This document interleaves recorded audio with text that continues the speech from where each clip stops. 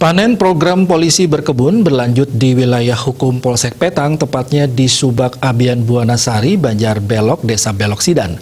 Dalam kegiatan tersebut, Kapolres Badung AKBP Leo Dedi de Vretes mendapat bisikan dari Perbekal Belok Sidan jika ada kasus curanmor.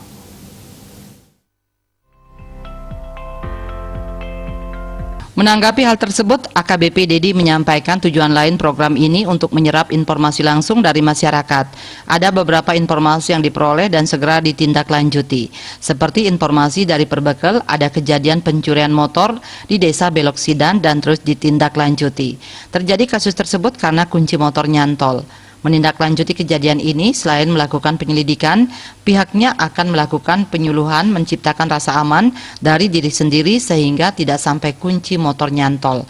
Sementara terkait panen mentimun di lahan tidur itu, Kapolres didampingi motivator dan dosen di Sespim Polri Paulus Winarto dan Wakapolres Kompol Iketudana mengungkapkan, panen ini merupakan bentuk keseriusan Polres Badung bersama pihak terkait untuk mengubah lahan tidur menjadi produktif. Kegiatan polisi berkebun ini merupakan kegiatan kepolisian, preemptif dan preventif. Oleh karena itu, setiap informasi yang didapat bisa dicegah sedini mungkin agar tidak terjadi gangguan yang nyata. Digencarkannya program ini karena ada permasalahan dan kebutuhan di masyarakat. Yang paling penting bagaimana merespon dengan cepat setiap informasi yang didapat. Perwira lulusan Akpol 2002 mengatakan, dengan bentuk kegiatan ini pihaknya dapat melakukan deteksi dini. Misalnya ada potensi kerawanan pencurian dan segala macam, maka akan meningkatkan patroli di lokasi tersebut.